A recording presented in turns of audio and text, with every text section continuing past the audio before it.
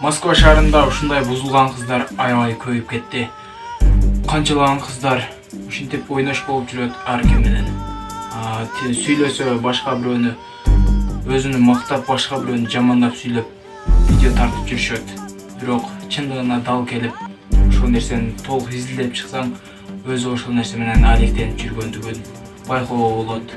Мадина, мен 1 жылдан бери Москва шаарында конор болуп иштейт. Менин жүрөгүмдү өйкөгөн бир көбөйдү. Ушул Кыргызстандагы жалпы кыргыз кыздарына айтарым. Мен 1 жылдан бери Москва шаарында повар болуп иштеп жүрүп, канча деген кыргыз кыздарын көрүп, ушундай башым жерге кирип, ушу Кыргызстаныма жетип, ушу кыздардын айтканча менен шашылдым. Канча деген кыздар ушул жактан барып иштейбиз деп барып, көп болсо бир ашып кетсе 3-4 ай оор жумушта иштейт, андан кийин жеңил жумушта катнашышат.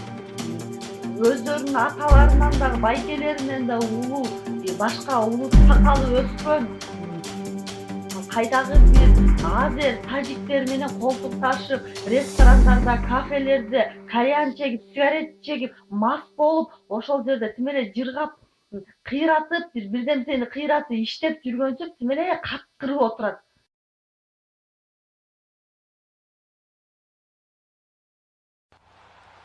Алтыным бере керек, келчи мында, отурчу жан эргите ырдай, олтурсак уктабастан түнү бою, шарактап таң атканча үн басылбай, турсак уктабастан түнү бою, шарактап таң атканча үн басылбай.